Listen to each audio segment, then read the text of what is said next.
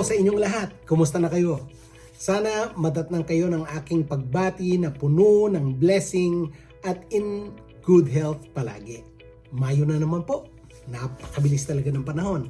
Before you know it, magpapasko na. Diyan sa Pinas, summer na naman. Balita ko, kahit diyan sa Baguio, mainit na naman diyan. Lagi po kayong magbaon ng tubig at laging uminom ng maraming tubig. Isa muling mainit na pagbati mula sa amin dito sa Florida, USA, ang Sunshine State ng Amerika. Welcome po muli to our weekly program, Silver Lining. Dito lang sa nag-iisang Christian radio sa Baguio, DWLY 97.5 Cool FM. Para po sa mga bago dito sa ating programa, ako po si Silver. Sa mga nagtatanong kung paano daw ako i-follow, i-friend request nyo lang po ako sa FB. Hanapin nyo lang po ang Silver Lining o kaya Silver PM and let's be friend. Gusto ko muling i-congratulate si Pastor Jeffrey Jose sa mga bagong accomplishment ng upgrading ng ating radio station. Balita ko, we are now broadcasting in the whole Northern Luzon.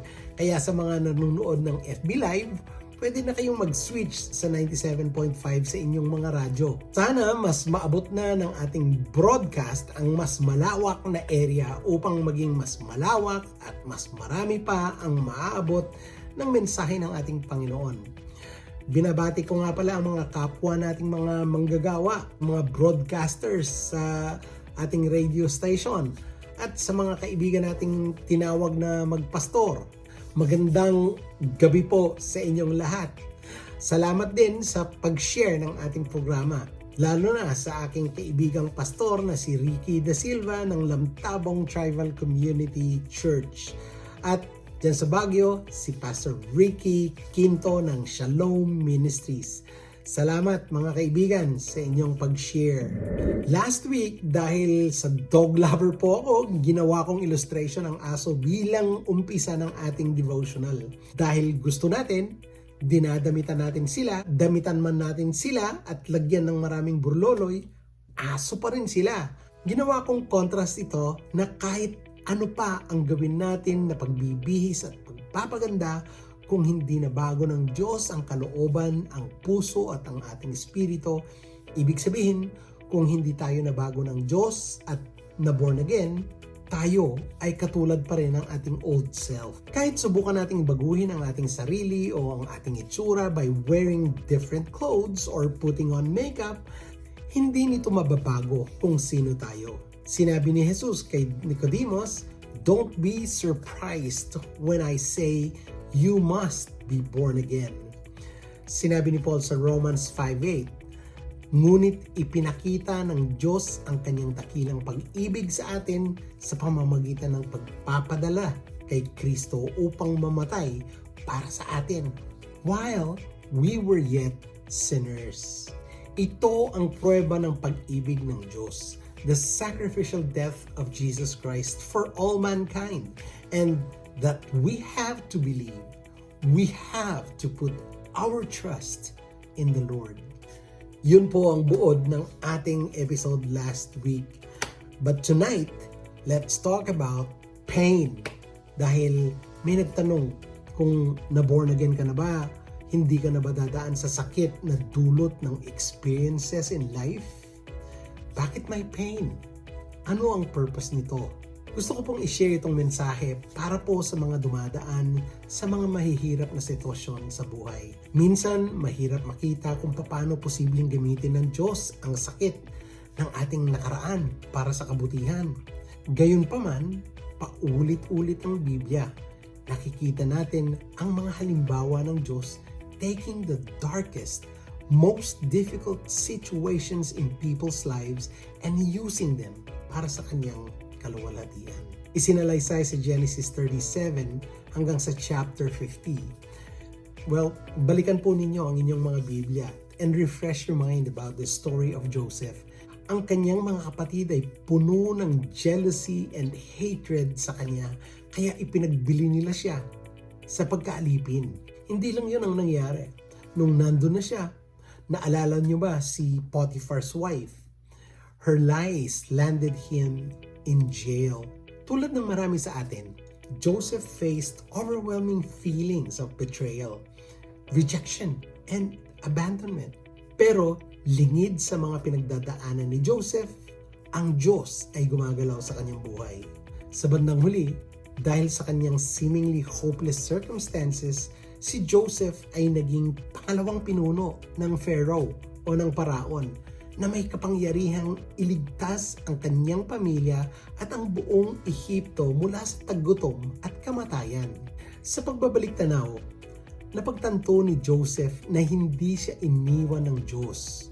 God was quietly coordinating a miracle all along. Tulad ni Joseph, lahat tayo ay nakakaranas ng sakit at bigati. So, sa tanong, kung na-born again ka na ba, hindi ka na ba dadaan sa sakit na dulot ng experiences in life? Ang sagot ay, opo. Makakaranas pa rin tayo ng hurts and pains. Some of us even suffer unspeakable tragedy or unexcusable abuse. Gayunpaman, ang mga kwentong tulad nito ay nagbibigay sa atin ng pag-asa na with God, we can find purpose in our pain. Maraming beses, ang ating mga pananakit o hurts ay nagbibigay sa atin ng pagkakataong magkaroon ng positibong epekto sa mundong ito. I've heard it said before that only those who've lost a parent can really understand what that loss feels like. Sa akin, totoo po ito. 1997 namatay ang aking minamahal na ama o ng aking papa o tatay. The loss of my papa still hurts today. But I can see now that it gives me the ability to speak into others' lives. Minister to those who have lost their parents. To comfort them on a level that few others can. Sa aking experience, our pain can actually lead us towards our purpose. Marahil, kaibigan, dahil sa iyong nakaraan, you're uniquely qualified na magbigay ng pag-asa at advice sa mga dumadaan sa mga pagsubok na nadaanan mo na. Tulad nga ng pagkawala ng mahal sa buhay o ng marriage or betrayal of your spouse, your friends, your boyfriend or your girlfriend. Advice sa pagpapalaki ng anak o sa mga dumaranas ng sakit na pisikal, emotional, or spiritual. Sabi nga ni Paul sa mga taga-Korinto sa kanyang pangalawang liham sa kanila, praise be to God and Father of our Lord Jesus Christ, the Father of compassion and the God of all comfort, who comforts us in all our troubles. At ito ang tandaan nyo, so that we can comfort those in any trouble with the comfort we ourselves received from God. So, uulitin ko, maybe because of your struggles, you can help someone. You can help someone who is going through addiction or a cancer diagnosis o nabetray, pinag-isipan ng masama, inaccuse ng masama, ano man ang iyong kwento o karanasan, there's beauty and power in choosing to be vulnerable enough to share your testimony with others.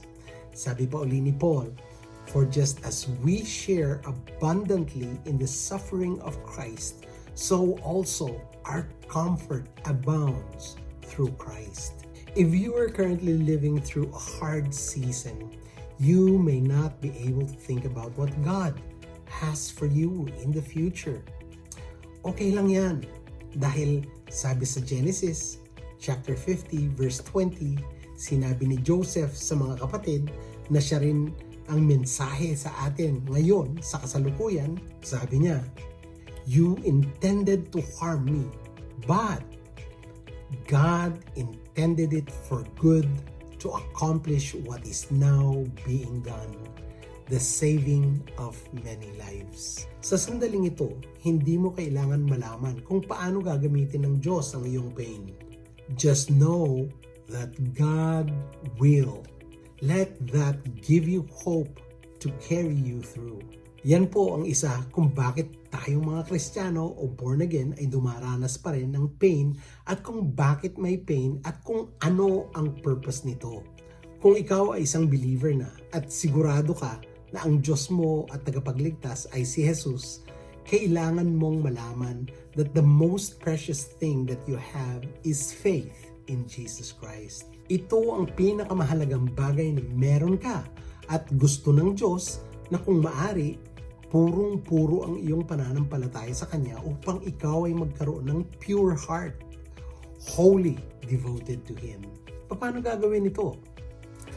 Kung ang faith mo ay hindi pure, meron kang dalawang paraan para ma-purify.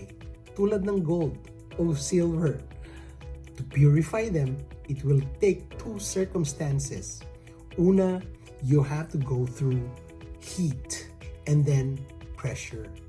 Kung ikaw ay under pressure and you feel the heat, hindi ka pinarurusahan ng Diyos. Tandaan mo ito, kaibigan. Hindi ka pinaparusahan ng Diyos. You are being purified by Him. You are precious in God's eyes. God sees you as priceless. Mahal na mahal na mahal na mahal na mahal ka ng Diyos, na gusto niyang mas makilala mo pa siya at magkaroon ng intimate at malalim na relasyon sa Kanya.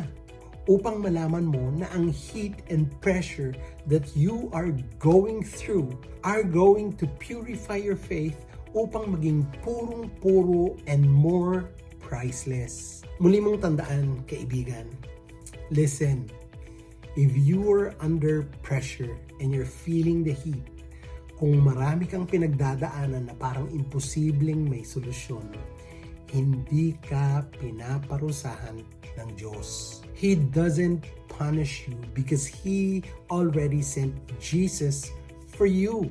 Jesus took the punishment that is meant for you and me. He is purifying you and preparing you. God has something for you, and God has something for us, for all of us. We've had times of heat and pressures in our life that He was purifying our faith so it would become more pure. God is preparing us, and God is preparing you, my friend, to live at another level of faith upang maggamit ang mga natutunan mo to help others overcome their circumstances in life. Yan po kung bakit may pain, at yan ang purpose ng pain. Tara, pray na tayo.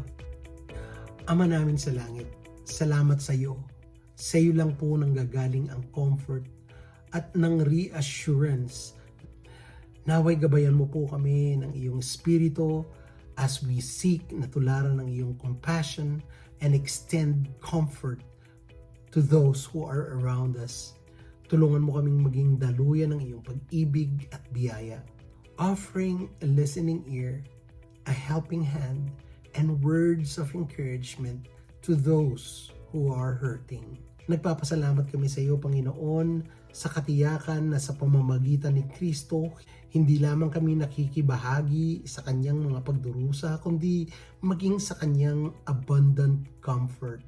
May this truth strengthen our faith and fill us with hope, knowing that you are always with us, sustaining us through every trial. In the name of our Lord and Savior, Jesus Christ, we pray all of this. Amen. Sana ay nakapagbigay po ang ating episode ngayon ng karunungan at kaliwanagan upang maging mas malinaw ang ating pangunawa at gabay ng direksyon ng ating paglalakbay sa buhay sa kasalukuyan. Abangan po ang ating mga bago pang mga episodes. Kung mayroon po kayong mga prayer request or encouragement, i-private message nyo lang po ako. Kung gusto nyo pong i-like o i-share ang ating episode, nasa FB page at mga social media accounts ng Cool FM. Mag-subscribe na rin po kayo sa aking YouTube channel, ang Silver Lining. Salamat po muli. Ako po si Silver, sa pahintulot po ng ating Diyos na nagbibigay liwanag, karunungan at pangunawa. Nandito muli ako next week. Bye and God bless you all.